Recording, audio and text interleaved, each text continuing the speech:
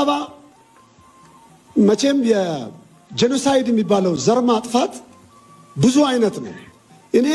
አርሲ በወለድም የቱለማ ኦሮሞ ነኝ ንፋስ ስልክ ላፍቶ ክፍለ ከተማ 21 አመት ኖሬያለሁ እዛ አካባቢ ያሉ ገበሬዎች እንዴት እንደተነቀሉ እንዴት ርስታቸውን እንዳጡ አባ አያንቱ የሚባሉት ሰው የማህበር ቤት ጥበቃ ዘበኝነት ሲጠብቁ ነው በሳምባ በሽታ የሞቱት ለ14 ሄክታር ከጃቸው ላይ ተወስዶ ዛሬ 90% ያ ገበሬ የለም ሳይለንስ ጄኖሳይድ ተካሂዶበታል ከአካባቢው ላይ ተፈናቅሏል ጠፍቷል እድል ተገኝቶ ደግሞ በልጆቹ ደምና አጥንት መስዋዕትነት እግር እጃቸው መቆረጥ እድል አግኝቶ ሲመጣ ሌላውን ከገፋ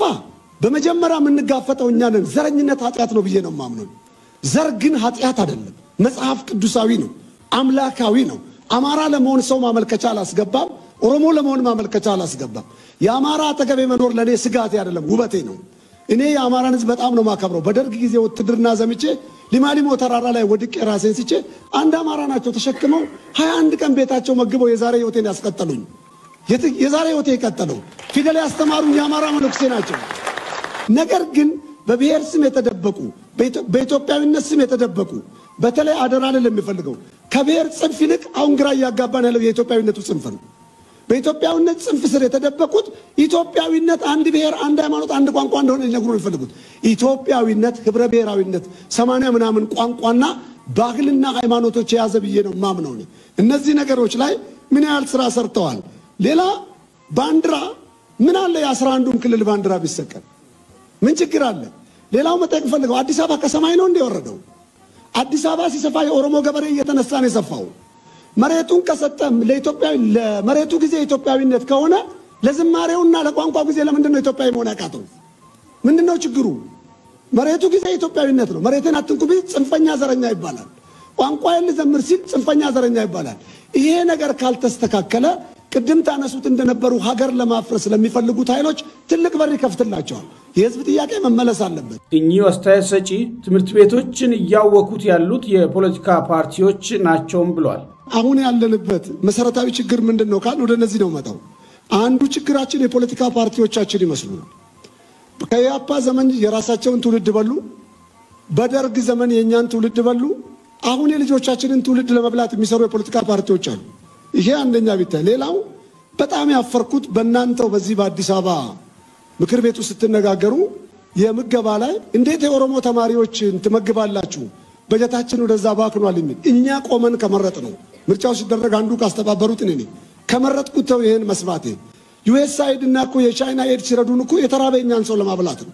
ሌላው ከውጭ ሀገር መጥቶ ያበላን ወንድሞቻችን ሲበሉ ህዝብ ወክለው ፓርላማ ቁጭ ብለው የሚናገሩ ሰዎች በምን አይነት ሁኔታ እንዳረማቻቸው አልገባኝም ሌላው መርጦ አልቃሽ ናቸው እዚህ ሀገር ያሉ ፓርቲዎች ትልልቅ ሰዎች መርጦ አልቃሽ ናቸው የሆኑ እነሱ የሚፈልጉት ቡድን ሲሞቱ ንጹሃን ሞቱ ብሎ ይጮዋሉ ሰው ሁሉ ንጹህ ነው ሰው ሁሉ እኔ ለአባቴ የመጨረሻ ልጅ ነኝ 17 ነን እናቴ የምትወልደው 13 ነው ያው ኦሮሞ በጉዲፈቻ ይታወቃል ከዛ ውስጥ እኔና ታላቅ ወንድሜ ብቻ ነን ኦሮሞ ያገባን ዘረኝነት አናቀም አባቴ አማርኛ በአግባብ አይናገርም እግሩን ሳጥበው እግሩ ላይ ቁስል ነበር ምን ሆነ እነሱ ነው ሁሉ አይነግረኝ መጨረሻ በጣሊያን ጦርነት እንደቆሰለ ሳውቅ ኃይለሥላሴ አፈናቅሏቸው የለ እንደ ለምን ተዋጋ ስለው ኃይለሥላሴ ግለሰብ ነው ኢትዮጵያ እናቴ ነች አለች የኔ አባት ነው የኔ አባት ስኬት ለመሆኑ እዚህ አዲስ አበባ ያለው የኦሮሞ ፎቢያ እንዲ ኦሮሞን መፍራት የኦሮሞ ጥላቻ በትክክል ተገንዝባችሁታል ወይ ኦሮሞ በዚች ሀገር ግንባታ ላይ ድርሻ የለውም ወይ ወደ ኋላ ከሄድን ሱሲኒዮስ ኦሮሞ አይደለም ወይ ሌሎቹ ነገስታት ኦሮሞ አይደሉም ኃይለሥላሴ ኦሮሞ አይደሉም ወይ ታላላቆቹ ጀነራሎች ኦሮሞ አይደሉም ወይ እቺን ሀገር በደንብ አጥንታቸው የገነቡ ኦሮሞ አይደሉም ወይ ዛሬ ከየት መጥቶ ነው ቋንቋ ሲነገርና ባንዲራ ሲሰቀል ሀገር ሊያፈርሱ ነው ተብሎ የሚዘመርብን ከየት የመጣ ነው እኔ በብሔር ፖለቲካ አላምንም በኢህአዴግ 9 ጊዜ ታስሬያለሁ ከመልእክቴም የተነሳ ካንዳንድ ጽሁፎችም የተነሳ እማምነው ናሽናሊስት ነኝ ይሄን የወረስኩት ከአባቴ ነው ከእግዚአብሔርም ቃል እንደማስተምረው ሰባኪ እንደሆንኩ ሁሉ ሰው ሁሉ ሰው ነው ብሔር ለኔ ስነ ልቦና ነው እኛ ቤት ውስጥ ያደገው ጎበና የሚባለው የመጀመሪያ አባቴ ልጅ ትግሬ ነው አንደኛው አማራ ነው አንደኛው ወላይታ ብሔረሰብ ነው አማርኛ አይችሉም እነዚህ ሰዎች ኦሮሞ እንደሆኑ ነው የሚያስቡት ደማቸውን የተቀየረው ምናቸው ስለዚህ አላምንም በሰው ክቡርነት ነው ማም ሌላው የሶሻል ሚዲያውን እንዴት ነው ኮንትሮል የምታረጉት ውጭ ሀገር ያለውን ኦኬ ኮንትሮል ልታደርጉት አትችሉም። በተለይ ማድጋ የሚባለው ጣቢያ አሁን በወለጋ እየተደረገው ያለው ጦርነት የጦር ስትራቴጂስት ጀነራል ሆኖ የሚመራው እኮ መምህር ተብሎ በአንድ ሃይማኖት ቤት ውስጥ የተቀመጠ ሰው ነው። ለምሳሌ በቀደም ዳውንሎድ ካረኩት ልናገር። ጎጃም ተኝተሃል፣ ሸዋ አንቀላፍተሃል፣ ወለጋ ተግባራዊ ስራ እየተሰራ ነው ብሎ አንገታቸው የተቆረጠ ከኢሜ ያለች የሞተች እናቷን የምትጎትት የ3 ዓመት ሕፃን ልጅ ያማል። ይሄን ማየት በጣም ነው ያማል፣ ያሳማል። ወሎዎቹ ሰፈራ ውስጥ ሲያልቁ ለሳምንታት አልበላው ሐኪም ቤት ሁሉ ገብቻለሁ። አሳዝነውኝ እነዛ ያለቁ ሰዎች። እነዚህ ሚዲያዎች እንዴት ነው ኮንትሮል የሚደረጉት? በሁለት ካርድ የሚጫወቱ ሚዲያዎች አሉ። ለምሳሌ መንግስት እነሱ የሚጠሉትን ኃይል ሲመታላቸው